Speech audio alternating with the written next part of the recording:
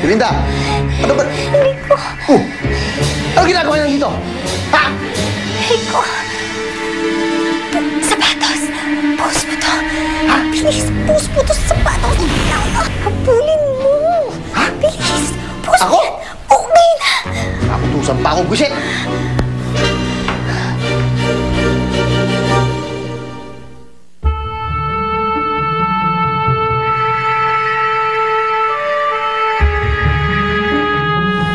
Nandito ka na! Nasaan na si ate? Patay ka sa aking sapatos ka! Tuturugin kita pag nahuli kita! Tara na! Si Enrico palabas! Tara na po! Nasa ka!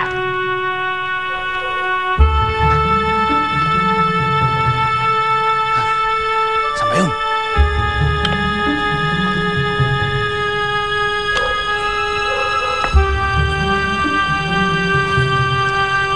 Wala.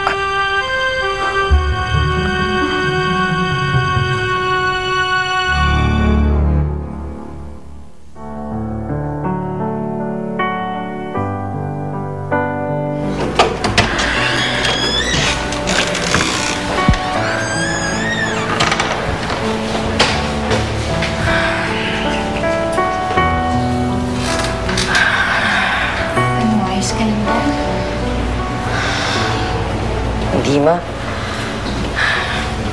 Natakot po kasi ako para kay tatay. Eh, hindi ko rin naman po alam na gano'n ang kalala yung sakit niya. Ba't niya sa akin sinabi, ma? Ba't siya nagtatago sa akin?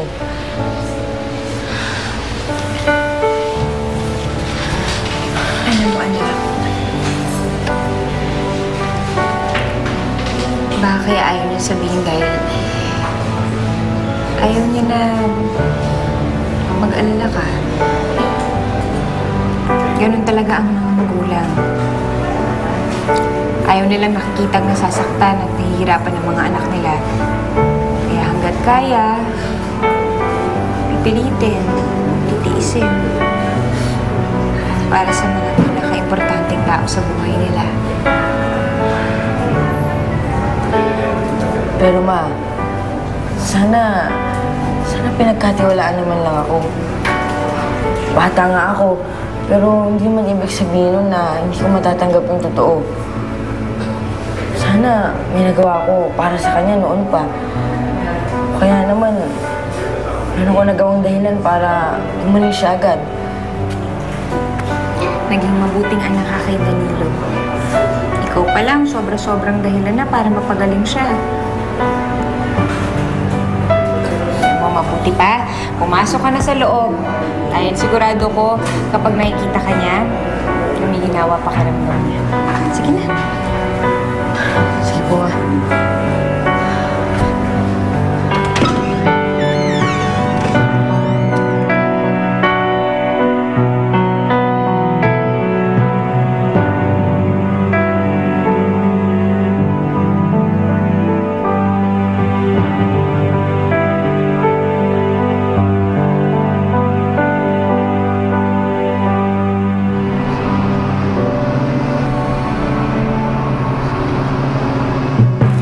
Nakita mo ba si Ate Isay?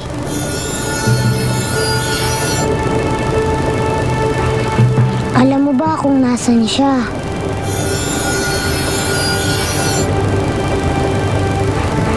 Tito, ipagdasalan lang natin na ligtas ang ate mo. Hindi siya pababayaan ng Diyos.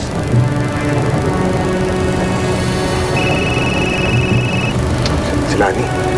Hello, Lani? Hello, Frankie.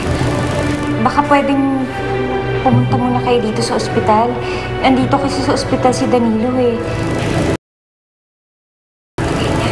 Tsaka, baka kailangan kayo ni Hero kasi malungkot siya ngayon eh. Sige, papunta na kami. Kailangan tayo ng idol hero mo. May sakit yung tatay niya. Coach, ano ba naman yan? Nanalo nga tayo. Pero bakit ang lungkot ng mga nangyayari?